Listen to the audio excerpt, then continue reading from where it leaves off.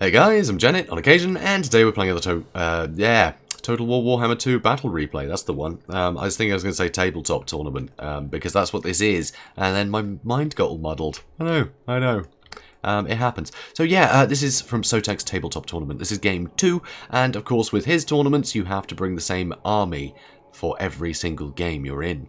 It's the same army, not just the same faction, but literally the exact same army. So this one you might recognise from fighting the forces of Bretonia, maybe yesterday, maybe a few days ago. Certainly before this replay is being aired. So here you can see it's the same one. So Chaos Warhounds and Centaurs are great weapons on either side. Couple of Minotaurs are great weapons in the back with some serious punch, and a ton of piggies, adding mass to my very cheap and cheerful front line of Ungor Spearman herds. But, you know, with shields as well, so some missile resist, I guess, but it's just for the melee defense. They just want to sit there, take some blows for the piggies, and the piggies can get there with the armor piercing, and just the combined strength of it all. It kind of helps, and also I can put the melee attack up to, like, 77, I think, for Ungor Spearman Herd, because I have the Beast Lord. So, yep, Beast Lord, Apocalyptic Vision, and Horn of the First Beast, and also got the Totem of Rust, which I really didn't need to bring at all. I don't know why I bother with it. I've got so much armor piercing, I don't need that. I kind of brought it by mistake. Anyway, we can ignore it. Also, Brave Shaman of Shadows. Oh, he's on a Chariot as well, by the way. Chariots are great. Also, Chariot on the Brave Shaman of Shadows. So he's got Occam's Mind Razor for some magic. Always want to bring some magic in something like this, because you can't go, oh, we're against vampire counts. Hope they don't have ethereal units. No, you need magic. Occam's Mind Razor, guys. It's a must, alright? Always Mind Razor. So, also, he has Malkoth's Mystifying Miasma and Enfeebling Foe. So, slowing and debuffing. Lovely. So, I like this build. I like it a lot. But Beastmen struggle against the undead, and I'm against bloody Tomb Kings. Bloody dead sods. Yeah, so it's Pharaoh War, and of course he's got the undead. He's got the Tomb Kings, because of course he would. His name's Pharaoh War. I mean, come on, guys. It should be a no-brainer. So here he's got some carrion. They don't really have a place right now. There's no ranged. I have no ranged. In fact, these are two armies that are just going to smash into each other. Here you can see he's got 3 units of Ushabti. So, you know, great armor-piercing anti-infantry. 2 Tomb Scorpions, again armor-piercing anti-infantry, but all this stuff is armoured, and it's all undead, so I'm not going to be able to rout it, which is a problem. Cetra the Imperishable, hopefully he's perishable, that's what I'm hoping.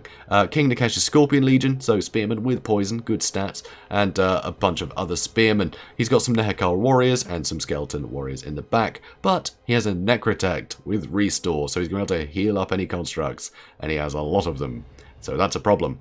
Now, straight away, this I did wrong. I should have sent my Spearmen in on their own. Should have just sent my Spearmen in. Right, because then what would have happened? They would have just sort of, you know, sat perfectly in a row with all of his Spearmen, and his Ushabti would have ran into the infantry, and they would have pushed way deeper into the formation, which means any unit that I charged into the Ushabti wouldn't be fighting enemy Spearmen.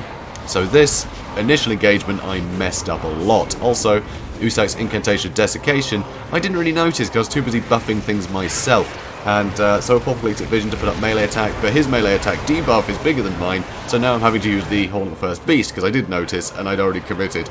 Got a load of stuff already terrifying. I did send some Minotaurs over there to deal with those Ushabti. Some are in here trying to deal with these Ushabti, and you can see I did ruddy well dealing with these Ushabti. Got a rear charger with the Centaurs, but the ones over here are being chased by Carrion, and it looks like they've been caught, so that's really annoying. This is a crappy engagement for me. That kind of sucks. So alright, the Carrion do have a place. So, fair enough. So Beast Lord trying to do what he can.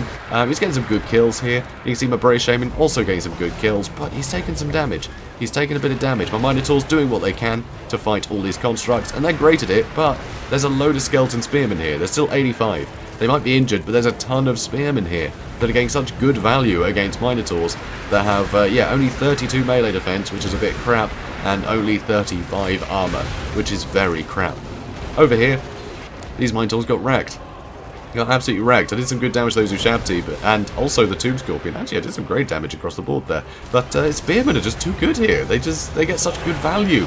So I'm losing out there. And the problem is with Beastmen is with all this terror, once this stuff starts getting injured, they're going to terrify away quicker and quicker as the battle goes on. It's just going to trigger so fast. So they can't really get stuck in like they can with that initial engagement. Usually you want that initial engagement to get everything to rout. Here it does not work, and that initial engagement was bad for me. Should have just sent the spears ahead of the piggies. A very bad move. Very bad move. These Minotaurs are holding in. Occam's Mind Razor. So they got some good damage there, but they are just getting absolutely blitzed by Cetra.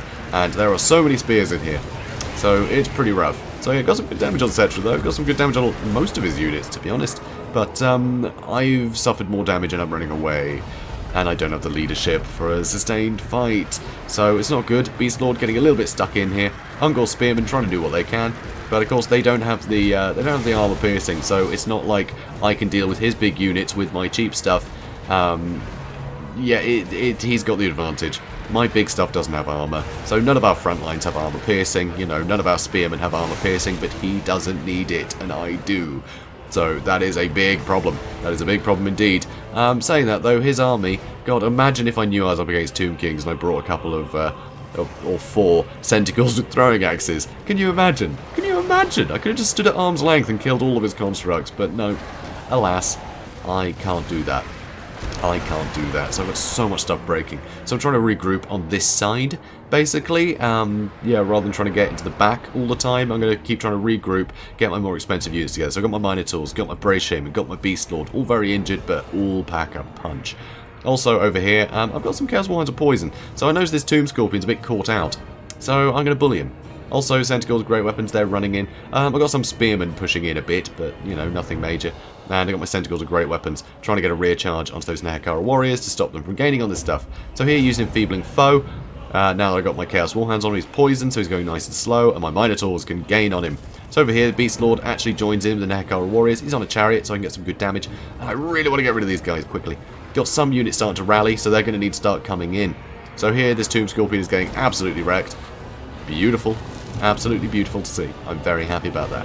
So, caught out something on its own, and I wasted it in seconds, because that's what Beastmen can do. They have such good DPS. But fighting a whole blob like this, it's just not advised. It's not advised. But didn't have much of a choice. It's very difficult to catch things out separately when he's just a big blob and he has no range. He's just going to be running at me. He's going to be walking forwards until he hits my front line. So, bit tough. But maybe I should have just sent 2 of my Minotaurs to one flank, made sure I shut things down quicker, rather than trying to spread out the damage. But honestly, I thought the damage would be too much for him. I thought his constructs would really suffer against my piggies. But nope, they held in there, thanks to Spearman power. Bloody Spearman power. So here again, nice rear charge, these Skeleton Warriors. Trying to thin out the ranks a bit, because if I can get rid of a load of his infantry, I'm going to be in a lot better stead. I'm going to be in a lot better stead if I can do that, because I can start bullying things one at a time. So my Beast Lord charges in, tries to do some damage to the King Nikesh's Scorpion Legion, but unfortunately gets a little bit caught up. He gets a little bit caught up on this stuff. And now that he's got these constructs in here, I have no choice but to charge everything in. Centicle's a great weapon to charge into the back of the Skeleton Spearmen, try and stop them. But things looking bad. Horde of the First Beast and Apocalyptic Vision. So I've got maximum damage, and I'm trying to get these Razorgore Herd to keep this stuff bogged down. I can't have him join with everything, but unfortunately he does, and army losses takes hold. Valiant defeat. Was it valiant? I think it was quite valiant. I think I did quite well considering, but also I could have done a little bit better. I just think that early engagement, I think that really would have changed things. It would have allowed me to single things out better. It wouldn't have seemed like I was singling them out, because it still would have been a big mosh pit, but it would have been a big mosh pit where his units were in the middle of mine rather than mine in the middle of his. And that would have helped me kill the expensive stuff. Because that's the thing, Spearmen, they're not going to keep fighting if all the Ushabti are dead. You know, they're going to get run over eventually. But yeah, I needed to single these units out better, and sadly I couldn't. Apart from that Tomb Scorpion. Yeah, screw that guy in particular.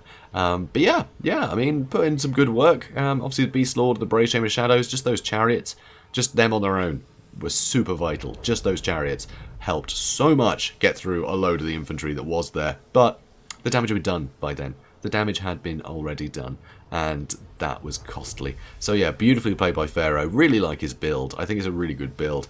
I just wish I brought some throwing axes in this army. But I didn't. But they would have been very, very handy indeed. Maybe just instead of the Centicles are great weapons, because you know, I've got enough punch with the rest of my army. I think the Centicles are great weapons. I could have probably subbed out for the throwing axes. Still would have got good damage into heavy cav. But you know, I had enough stuff to sort of cycle charge and bog things down. You know, I didn't really necessarily need these guys for the armor piercing. Yeah, it would have been nice to have some armor piercing at a distance. Harass flyers, or, you know, anything like that. Or just, if I was against the undead, I would have had a chance. Oh, Oh, poor Janet. Anyway, beautifully played by Pharaoh, though. And guys, be sure to go check out Lord Master Sotek. Go check out this tournament, because it was a very fun one.